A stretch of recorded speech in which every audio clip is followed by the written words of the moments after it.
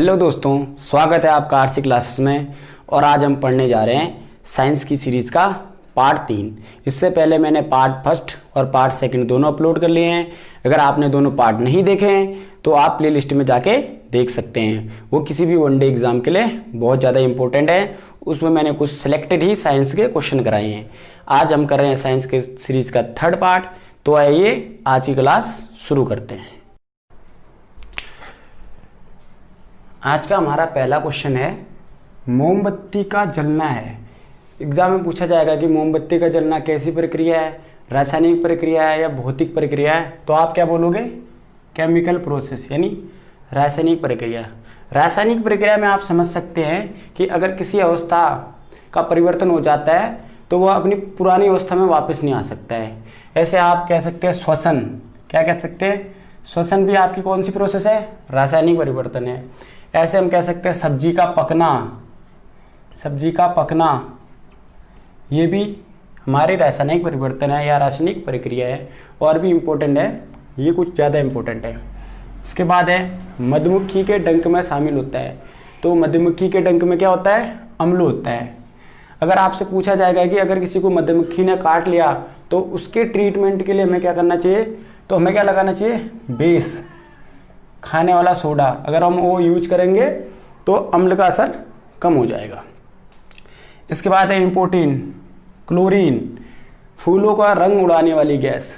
ये इसमें पूछा गया है क्लोरीन के संयोजक इलेक्ट्रॉन, बैलेंस इलेक्ट्रॉन पूछा है क्लोरीन के। तो अगर हम क्लोरीन का एटॉमिक नंबर देखेंगे तो कितना होता है? 17। और इसका इलेक्ट्रॉनिक कॉन्फ़िगरेशन निकालेंगे तो कितना होगा? 2, 8 और 7। तो हमारी इसकी संयोजकता तो हो जाएगी -1 और बैलेंस इलेक्ट्रॉन हो जाएगा 7। अगर आपसे बैलेंस इलेक्ट्रॉन पूछा जाएगा तो आप बोलोगे 7 और संयोजकता पूछी जाएगी तो -1, क्योंकि 1 इलेक्ट्रॉन ये गेन करेगा। इसके बाद है तराजू किस प्रकार का उत्तोलक है। आपने तराजू देखा होगा, तो ये किस प्रकार का उत्तोलक है? प्रथम प्रकार का उत्तोलक है। प्रथम और द्वितीय तृतीय प्रकार के उत्तोलक होते हैं। तो तराजू किस प्रकार का उत्तोलक है? प्रथम प्रकार का उत्तोलक है। इंपॉर्टेंट है विद्युत बल्ब में गैस कौन सी भरी जाती है? Very important question. तो विद्युत बल्ब में कौन सी गैस भरी जाती है? नाइट्रोजन, ऑर्गन और पारा भी भरा जाता है। इसके बाद है विद्युत रूप से परमाणु है। विद्युत रूप से परमाणु क्या है? तो न्यूट्रल है। क्या है? उदासीन है। बहुत सारे एग्जाम में पूछा गया है। इसके बाद है विद्युत का सबसे अच्छा चालक। बहुत सारे एग्जाम में बहुत बार रिपीट है। तो विद्युत का सबसे अच्छा चालक है आपका पारा। इसके बाद है ये नेक्स्ट क्वेश्चन, अमीबा का प्रचलन अंग कौन सा है? यानी अमीबा किससे चलता है? तो आप क्या बोलोगे? कूटपाद से चलता है। किससे? कूटपाद से। Very important. इसके बाद है मैंने डिजीज से क्वेश्चन ले रखा है, तो है फाइलेरिया रोग किसके कारण होता है? एग्जाम में पूछा जाएगा फाइलेरिया रोग किसके कारण होता है? तो आप क्या बोलोगे? ये कृमि जनित रोग है, यानी वॉर्म। ये वॉर्म से होता है। इसको हम क्या कहते हैं? हाथी पांव। क्या कहते हैं? हाथी पांव। और ये किससे होता है? इसका वाहक वुचेरिया बेनक्रॉफ्टी। बहुत सारे एग्जाम में आज तक पूछा भी गया है, फ्यूचर में पूछा जा सकता है। और इससे क्या प्रभावित होता है? लिम्फ ग्लैंड प्रभावित होता है। क्या होता है? Lymph gland. और इसकी मेडिसिन है आपकी डाइथाइल कार्बामाइजिन। इंपॉर्टेंट है, अक्सर पूछ लिया जाता है। इसके बाद है कैंसर के उपचार में प्रयुक्त शून्य गैस। शून्य गैस कौन से ग्रुप के कहते हैं? यानी नोबल गैस, निष्क्रिय गैस, ग्रुप 18। तो कैंसर के ट्रीटमेंट में कौन सी गैस यूज होती है? रेडोन। कौन सी? रेडोन। बहुत ज़्यादा इंपॉर्टेंट है। ऐसे एक क्वेश्चन पूछा जाता है कि ऐसी शून्य गैस बताइए जो पर्यावरण में सर्वाधिक है। तो आप क्या बोलोगे? ऑर्गन। कितना? 0.93%। तीसरे नंबर पे है। पहले में नाइट्रोजन, दूसरे में ऑक्सीजन, तीसरे में ऑर्गन ही आती है। इंपॉर्टेंट है ये क्वेश्चन। त्वचा यानी स्किन की ऊपरी परत क्या कहलाती है? तो त्वचा की ऊपरी परत कहलाती है एपिडर्मिस। क्या कहलाती है? एपिडर्मिस। आपको पता है कि शरीर का सबसे बड़ा अंग क्या होगा? त्वचा। अगर यहीं पे ग्लैंड पूछता, ग्लैंड यानी ग्रंथि, तो आप क्या बोलोगे? लीवर। और स्मॉल पूछता तो आप लिखोगे पीयूष ग्रंथि यानी पिट्यूटरी ग्लैंड, जिसे हम मास्टर ग्लैंड भी कहते हैं। इसके बाद है ब्लड प्रेशर यानी बीपी, मापक यंत्र यानी बीपी को किससे मापते हैं, तो किससे, sphygmomanometer. Very important question, very important. और ब्लड प्रेशर यानी बीपी हमारा कंट्रोल कौन सा ग्रंथि करता है, तो अधिवृक्क ग्रंथि, जिसे हम क्या कहते हैं, एड्रिनल ग्लैंड, इंपॉर्टेंट है। इसके बाद है बुलेट प्रूफ, आपको पता है कि बुलेट प्रूफ, बहुत सारे बुलेट प्रूफ हम लोग क्या करते हैं, क्लोथ्स बनाते हैं या कोई भी प्रोडक्ट बनाते हैं, तो उसमें कौन सा पॉलीमर यूज होता है, तो पॉलीकार्बोनेट यूज होता है। क्या यूज होता है, पॉलीकार्बोनेट। इसके बाद है नेक्स्ट इंपॉर्टेंट, आरएच फैक्टर के खोजकर्ता कौन थे। आपको पता है कि रीसस नामक बंदर से, तो Landsteiner, M Wiener Rh factor के खोजकर्ता थे। इसके बाद है प्लेटलेट्स, जिसे हम क्या कहते हैं, थ्रोम्बोसाइट्स। प्लेटलेट्स का अदर नेम है थ्रोम्बोसाइट्स। मृत्यु कहाँ होती है इसकी, यानी डेड कहाँ होता है ये, तो प्लीहा या तिल्ली या स्प्लीन। आरबीसी का कब्रिगाह भी हम किसे कहते हैं, स्प्लीन को ही। में पूछा जाएगा इलेक्ट्रॉन की खोज किसने करी थी, तो आप क्या बोलोगे, थॉमसन। कहीं कहीं पे थॉमसन लिखा आता है और कहीं कहीं पे टॉमसन लिखा आता है। इसके बाद पूछा जाता है कि इलेक्ट्रॉन में चार्ज यानी आवेश कितना होता है, तो आपने कितना बोलना है, माइनस का 1.6 इंटू 10 की पावर माइनस 19 कूलम। ठीक है, वेरी इंपॉर्टेंट है। और ऐसे ही आपसे पूछा जाएगा रिलेटिव चार्ज, तो आप कितना बोलोगे, माइनस का 1। और ऐसे आपसे पूछा जाएगा कि इलेक्ट्रॉन में मास कितना होता है, यानी द्रव्यमान कितना होता है इलेक्ट्रॉन का, तो आप क्या बोलोगे, 9.11 इंटू 10 की power minus 31 kg। Very important. ये मैंने कुछ सिलेक्टेड पॉइंट ले रखे हैं जो आपने याद कर लेना है, ये किसी भी एग्जाम के पर्पज से बहुत ज्यादा इंपॉर्टेंट है। इसके बाद आता है प्रोटॉन। तो प्रोटॉन की खोज किसने कर रखी है, गोल्डस्टीन ने कर रखी है, और नामकरण रदरफोर्ड ने। आपसे पूछा जाएगा प्रोटॉन की खोज, आप बोलोगे गोल्डस्टीन, नामकरण रदरफोर्ड। अब प्रोटॉन पर आवेश यानी चार्ज कितना होता है, तो पॉजिटिव का यानी प्लस का 1.6 इंटू 10 की पावर माइनस 19 कूलम। ठीक है, वेरी इंपॉर्टेंट है।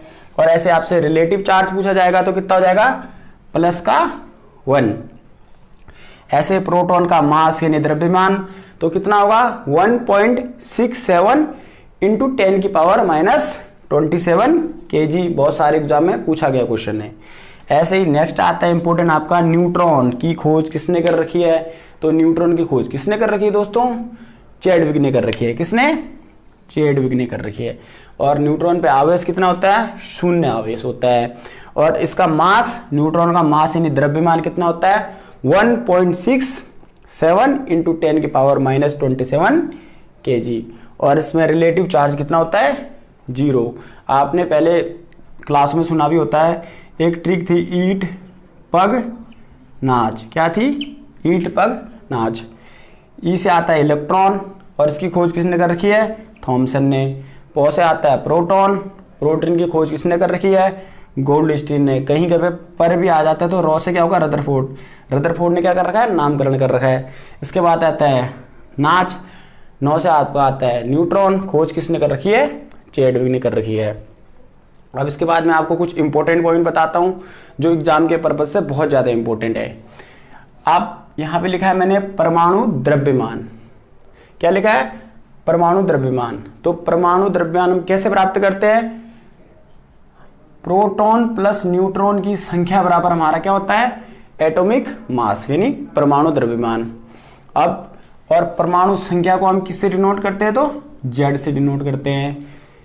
और जो परमाणु संख्या यानी Z है वो प्रोटॉन के बराबर होती है, और प्रोटॉन इलेक्ट्रॉन के बराबर होता है। वेरी इंपॉर्टेंट है, ये आपने याद कर लेना है, क्योंकि अक्सर एग्जाम में ये पूछ लिया जाता है। इसमें बहुत बच्चे कंफ्यूज हो जाते हैं। एक एग्जाम में क्वेश्चन पूछ लिया जाता है कि आपको कोई भी एक एलिमेंट दे दिया जाएगा और उसमें पूछा जाएगा कि इसमें न्यूट्रॉन निकालो, तो आपने क्या करना है, द्रव्यमान में से यानी मास में से परमाणु संख्या को क्या करना है, घटाना है। द्रव्यमान में से परमाणु संख्या को घटा देना है, तो आपके न्यूट्रॉन की संख्या आ जाएगी। जैसे मैंने एग्जांपल है आपको पता है हाइड्रोजन, यहां पे लिख देता हूं हाइड्रोजन। हाइड्रोजन क्या है, ब्रह्मांड में सर्वाधिक पाई जाने वाली गैस है। हाइड्रोजन के कितने समस्थानिक होते हैं, तो 3 समस्थानिक। कितने, 3, प्रोटियम, ड्यूटेरियम और ट्राइटियम। मैंने इसमें एग्जाम्पल के तौर पे ले रखा है ट्राइटियम। अगर आपसे पूछा जाएगा कि ट्राइटियम में कितने न्यूट्रॉन हैं, तो आपने क्या करना है, सबसे पहले हम इसको लिखेंगे जैसे हम ट्राइटियम लिखते हैं। ट्राइटियम की वैल्यू क्या होती है, 1H3। तो ये हमारा क्या कहलाता है, जो हमारा नीचे है वो कहलाता है हमारा परमाणु संख्या, और जो हमारा ऊपर है ये क्या कहता है, कहलाता है मास यानी द्रव्यमान। मैंने आपसे क्या बोला था, न्यूट्रॉन निकालने के लिए आप क्या करोगे, द्रव्यमान से परमाणु संख्या को घटाओगे। तो इसका द्रव्यमान कितना हो गया, 3, और इसका परमाणु संख्या हो गया 1, तो हमारा न्यूट्रॉन कितना आ जाएगा, 2। वेरी इंपॉर्टेंट है, आपने याद कर लेना है, एग्जाम में हूबहू ऐसे क्वेश्चन पूछ लिए जाते हैं, और भी आगे एग्जाम्पल के माध्यम से मैं आपको ऐसे समझाते जाऊंगा। अब देखिए मैंने ले रखा है जिंक। जिंक की परमाणु संख्या कितनी होती है, 30। कितनी होती है, 30। तो इसका मास कितना होता है, इसका मास है आपका 65 यानी 65। अब इसमें हमने न्यूट्रॉनों की संख्या निकालनी है, तो हम क्या करेंगे, मास में से परमाणु संख्या को घटा देंगे। तो मास कितना बोला मैंने, 65, और परमाणु संख्या 30, तो हमारा 35 क्या आ जाएगा, न्यूट्रॉन की संख्या आ जाएगी। एग्जाम में पूछा गया क्वेश्चन है। अब देखिए दोस्तों क्या होता है, यहां पे मैंने नोट लिख रखा है, प्रोटॉन बराबर इलेक्ट्रॉन। जितने प्रोटॉन होंगे उतने इलेक्ट्रॉन भी होते हैं, लेकिन क्या होता है कि इलेक्ट्रॉन कैन बी चेंज। ठीक है, इलेक्ट्रॉन चेंज हो सकते हैं, लेकिन प्रोटॉन कभी चेंज नहीं होंगे। जैसे इसमें मैंने क्या बोला, 30 एटॉमिक नंबर है। ठीक है, जिंक का 30 परमाणु संख्या है, तो इलेक्ट्रॉन भी कितने होंगे, 30, और प्रोटॉन भी कितने होंगे, 30, लेकिन कंडीशन के हिसाब से इलेक्ट्रॉन चेंज हो सकते हैं। आइए मैं आपको बताता हूं कैसे। जैसे नोट में लिखा है मैंने Zn+2, जिंक का ऊपर से प्लस का 2। जिंक का एटॉमिक नंबर कितना होता है आपका, 30, और जहां पे पॉजिटिव चिन्ह आता है तो इसका मतलब क्या होगा, किसी को दान दे रहा है, मतलब इसको। पर अगर आपने नॉर्मल भाषा में समझना है, जब पॉजिटिव आ जाए तो आपने क्या करना है, माइनस कर देना है, बस इतना याद रख लीजिए। तो माइनस का कितना हो जाएगा, ये -2 करेंगे तो हम टोटल आ जाएगा 28। अब देखिए इधर समझते हैं हम। जिंक यानी सॉरी Zn का परमाणु संख्या कितना होता है आपका, 30। ठीक है, और तो इसमें कितने प्रोटॉन होंगे, तो 30 ही प्रोटॉन होंगे। और क्या होता है, जो हमारी परमाणु संख्या है और प्रोटॉन कभी भी चेंज नहीं हो सकते, कांट चेंज। ठीक है, ये हमारे कभी भी चेंज नहीं हो सकते। अब लेकिन जैसे इलेक्ट्रॉन है, तो इसमें कितने इलेक्ट्रॉन हो गए, हमारे इलेक्ट्रॉन हो गए 28, क्योंकि मैंने आपके बोला ये पॉजिटिव है, तो इसमें क्या है Zn+2, तो हमने इसमें से 2 घटाना पड़ेगा। जिंक का परमाणु संख्या कितना होता है, 30, हम 2 घटाएंगे तो कितना आ जाएगा, 28। तो इलेक्ट्रॉन तो हमारे चेंज हो सकते हैं, आपने याद कर लेना है, इलेक्ट्रॉन चेंज हो सकते हैं, लेकिन प्रोटॉन और परमाणु संख्या यानी Z कभी भी हमारा चेंज नहीं हो सकता है। तो दोस्तों इसी के साथ हमारे आज साइंस की सीरीज का पार्ट 3 यहीं पे समाप्त होता है। उम्मीद है ये इंपॉर्टेंट क्वेश्चन आपको बहुत पसंद आएंगे। अगर आपको हमारा चैनल और हमारे टॉपिक पसंद आते हैं तो आपने क्या करना है, ज़्यादा से ज़्यादा हमारे चैनल को शेयर करना है, सब्सक्राइब करना है, लाइक करना है, और आप अपने सुझाव में कमेंट सेक्शन में भी दे सकते हैं। तब तक के लिए नेक्स्ट क्लास में मिलते हैं। जय हिंद।